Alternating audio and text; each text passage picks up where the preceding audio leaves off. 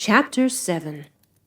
Basil grabbed his freshly dried clothes hanging over his bed in the loft, folding them neatly into a pile, and dropping them onto the floor beside another pile of folded clothes.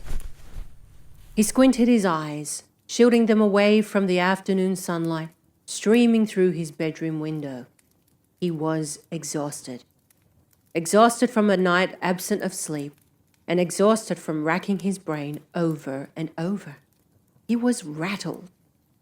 What exactly happened last night? Sighing, he flopped his body onto the bed and rubbed his hands through his scruffy, shoulder-length hair, scratching at his scalp. Reality had always been a normal one for Basil, at least most of the time, except for that black shadow he saw during the ghastly storm last winter. But what happened last night was beyond any type of sensible explanation he knew of, and for a moment, he didn't want to believe it happened at all. His fingers reached up to touch the medallion hanging around his neck. Yes, it was real, all right. Realizing he had fallen asleep on his bed for the better part of the day, Basil finally got up and dragged himself downstairs, throwing another log onto the black coals. Before long, evening had fallen upon the east docks, and the faint rumblings of a thunderstorm could be heard in the north. It was October now, and the weather had become much cooler, and Basil was already beginning to feel the pangs of a wickedly cold winter to come. He picked up Plato's book where he dropped it last night, and began to get lost within the pages once more. Love is simply the name for the desire and the pursuit of the whole, he read aloud. Wandering toward the inlaid writing desk and sat on top of it, he looked up. Pursuit of the whole, he murmured slowly, glancing at the old antique globe beside him. Bloody hell! He gasped, startled. He glared at the front door. Maud? He shouted. Yeah, no! Maud's voice muffled from behind. Open her up, will ya?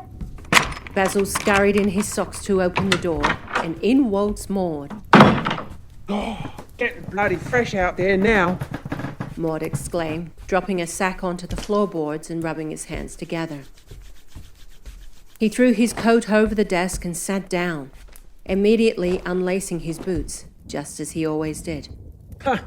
Never mind that outside, answered Basil eagerly. I'm more concerned that you brought my favourites with you. How could you ever let me forget them? Grovelled Maud with his head down, fingers muddled in laces. Imagine if I did. What would you do about it? I would kick your dirty bollocks back home and make you go and get them. Basil gruffed, furrowing a brow. Mate, I would kick your bollocks out the damn door to get 'em. Maud laughed assuredly. Me mother misses you. It would do you good to come to me house anyway. And me sisters are missing you too. He added, quickly shaking his finger. Which I'm not fond of. I'll guarantee you that. Basil threw his head back, laughing. Truly, Basil had burgeoned into a fine young man, and Maud was always quick to keep his modesty well in check. He grew up to be stunningly glossy on the eyes, with a strong chiseled jawline that was softened with dimples when he flashed his beautiful wide smile. And to top it off, he had mounds of thick black hair, shaded against emerald green eyes. And despite all of these charm blessings, Basil was mostly oblivious to them all. He owned just one small pocket mirror to shave his stubble, and hardly cared about the way he looked. In his mind, he had better things to care about. And thanks to the heavy labor involved with his daily bottle run, he had developed a strapping muscular body. Maud finally opened the sack beside him and pulled out a steel pot, smelling of something decadent beyond imagining. Oh, you didn't, did you? Murmured Basil hedonistically, the sweet smells playing with his nostrils. Oh, yes, I did, replied Maud, plonking several succulent golden syrup dumplings onto a plate for the both of them, topping it with freshly whipped cream from a jar. Oh, my God. Basil moaned with a watering mouth, walking toward the fireplace to fetch the whiskey bottle off the floor. You totally came at the right time. I'm always at the right place at the right time. Maud followed quickly behind with the dumplings. What was the name of that young blonde lass that stopped behind us the other hour at the Nightingale? He said, licking the cream from his fingers, sitting down beside Basil. God, she was flossy, wasn't she? Basil glared at Maud. Whatever happened to Manuel? He asked, screwing his face up and taking a long sip from the whiskey bottle. Complicated she is. Maud sighed, shaking his head. I forgot about that ages ago. She wouldn't bloody give me the honey. So that was that. Kind of miss her chest though. Those veiny big jugs. God, have mercy on my feeble soul. Basil snickered disapprovingly, shoving a dripping dumpling into his mouth. He groaned, his eyes rolling into the back of his skull. My God, your mama is the best. Oh, I didn't finish with me old man until 7 tonight. Maud yawned loudly. Bloody exhausted I am. Me Uncle Jem says hello too, by the way.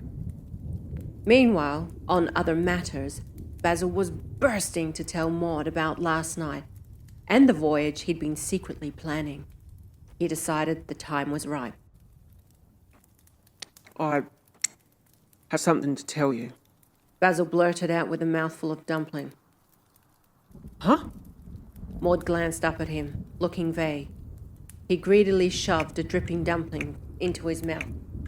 Basil paused for a moment. Something strange happened last night. He spoke softly, swallowing a mouthful. Strange. Really strange. Oh no. Here we go. Maud rolled his eyes condescendingly. And what could it be this time? Pass me the bottle, will ya? Think I need a drink for this one. Despite Maud's reluctance, Basil decided to continue anyway. Well, I got out of the bath last night because a book dropped from that bookshelf. Basil pointed to the back of the study. Actually, not one, but two. And as I made my way to them, He murmured quietly. this thing, this bubble-looking thing, was floating around the study, bouncing around. He exclaimed, animating with his finger. Like this. Maud stopped eating for a moment and looked at Basil with a hard face. I think you're referring to those things called orbs. Orbs? It's like a ball of energy, I think. An energy ball. Energy of, like, someone who's died. Maud explained, busily licking his fingers again.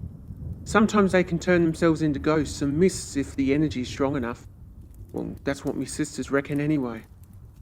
Wow. Basil gasped, slightly unnerved. Well, this orb didn't do any of that, but it was weird.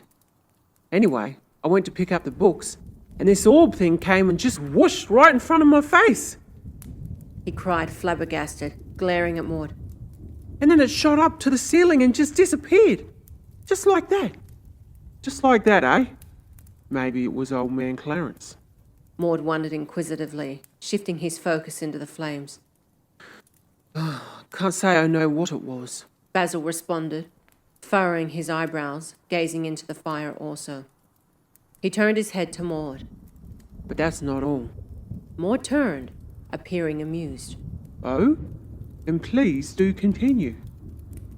Well, I glimpsed some floorboard nails positioned in a neat circle, beside the fallen books. Basil said disbelievingly, glancing at the area. A circle! The floorboards were loose. So I pulled the first one up and saw thick copper underneath.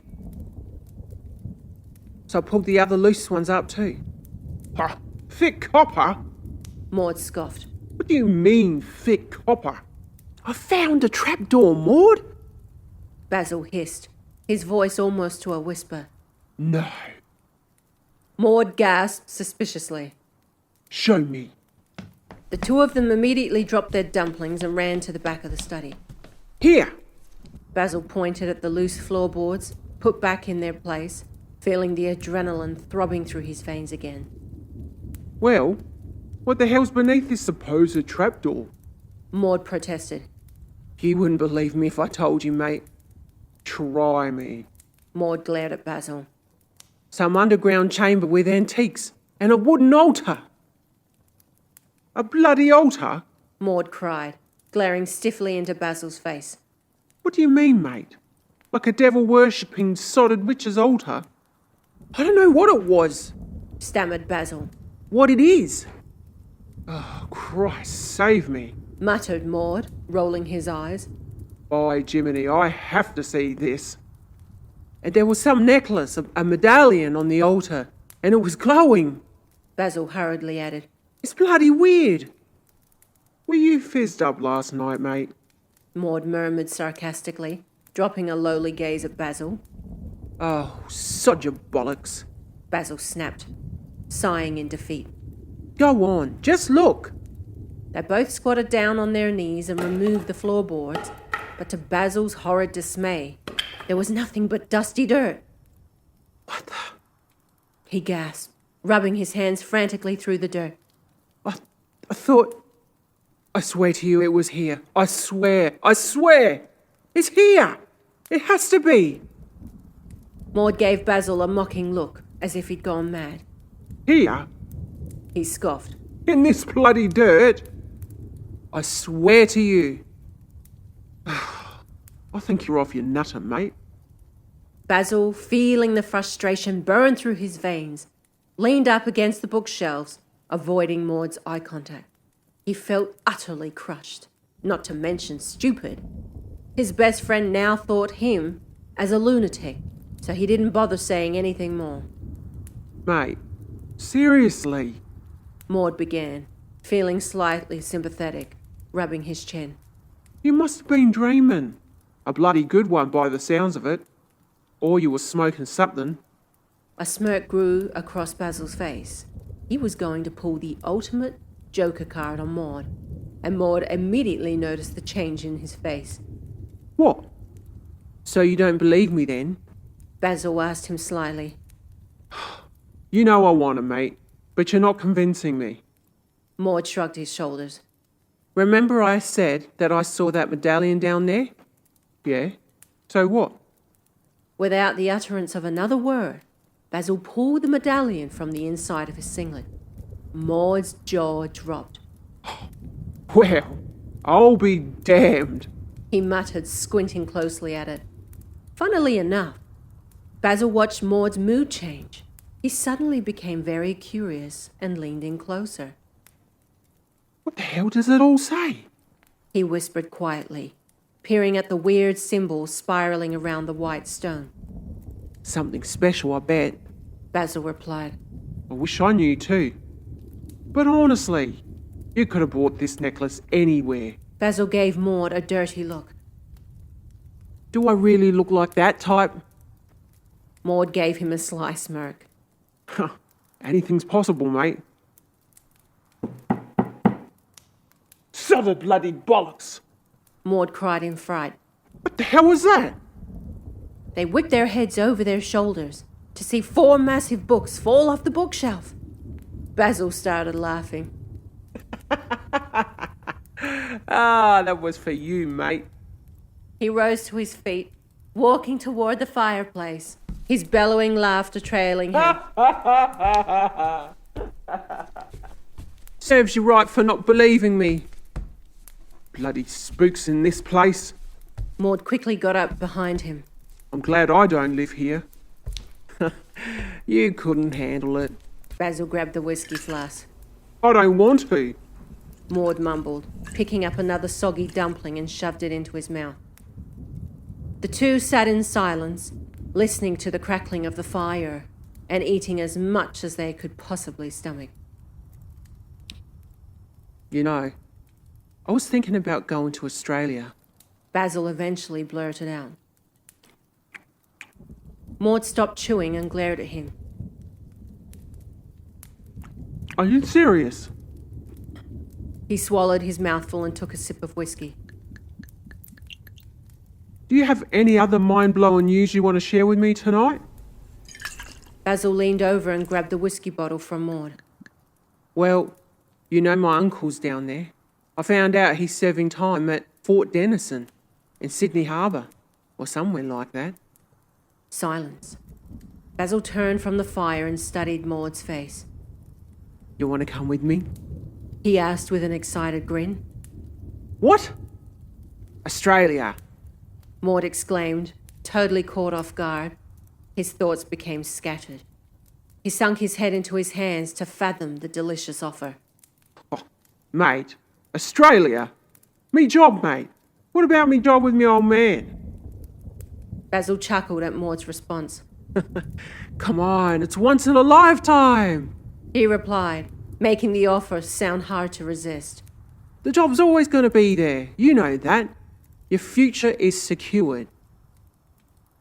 Australia! Maud gasped to himself. Bloody hell. Oh, and what about me mother? Oh, you know she won't be too happy about it. She never wants me to leave home as it is. Can you just imagine what it would be like to sail on that Grand Adriatic across the blue water for a minute? Basil suggested, his mind adrift with daydream. And just to see other cultures and other lands and other people and the women. Oh, imagine the women. Maud's smile grew from ear to ear. Oh, the bloody women. He whispered gleefully. I can't even imagine the women. Silence fell over the study once more as they sat there digesting the amazing adventure. You're right. Maud finally said. It would be once in a lifetime. And the ale. I hear the Australian ale is something to be reckoned with. Yeah, I heard that too, mate. Basil softly chuckled. Those Aussie chaps would probably drink us under the table. Maud's expression suddenly grew worried. But how much is all this going to cost? I don't even know if I can afford it, mate. I mean, I have a little put away. I've got enough for both of us. Basil quickly interjected. Hell, enough for 10 of us if I fancy. I've not even cashed the gold nugget your sweet mama gave me. Me old girl gave you gold? Maud asked, taken aback. The night I made a run for it, she gave it to me. And I've been saving my pennies from the glass yards every evening. We're covered, totally. Oh, I'll have to pass it by me mama. Maud sighed, shaking his head. She's not gonna like it, mate. No, not one bit. Me old man needs me help on the farm. He already has plenty of hands. Basil threw his arms out in front of him. And we'd only be gone for a couple of months. Surely they could manage. When have you ever gone on holiday? Never, it seems. Oh, one time up to Scotland when I was 15, if you remember, but that's it. I remember. You came back with that toothache. Yeah, I did actually. Well, look. Basil took a swig of whiskey. It's your choice either way. I'm going with or without you. The Adriatic leaves in 3 weeks. God, talk about bloody short notice. Yeah, so you better do that talking to your mama Lucy real quick, mate. Maud looked intrigued. So just how long have you been thinking about all this? Basil ran his finger through the golden syrup and licked it. Long enough, that's for sure. He turned to Maud. I need answers, and my Uncle Sir may well be the right man to give them. Might not be either. Maud mumbled with an air of caution. Well, thank you for evaluating my sanity tonight. Basil snapped back. You make me sound as if I've lost my sodded mind. And I'm just as sceptical as you prat. Well, I think some warm custard pie would do the trick. Maud laughed, looking coy. I mean, your boys would be almost dried up. Oh, sod off, will you? Basil grunted, throwing a cushion at Maud. Worry about your own intimacies. Maud rolled to the ground, holding his stomach. I'm just pointing out the obvious. He heaved with tears running down the corner of his eyes. Mate, that'd almost be stone. Ah, bollocks to you. Basil shook his head condescendingly, thrusting the whiskey bottle to his lips, trying to conceal his smile. It wasn't long before he, too, burst out laughing, intermingled with the claps of thunder rolling in over the docks.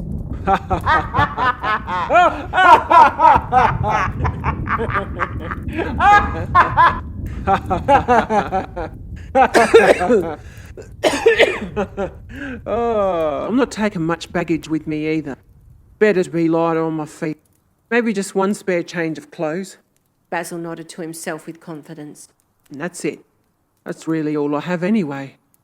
Okay, so we'll travel light then. Maud grinned from ear to ear. And get heavy with the girls.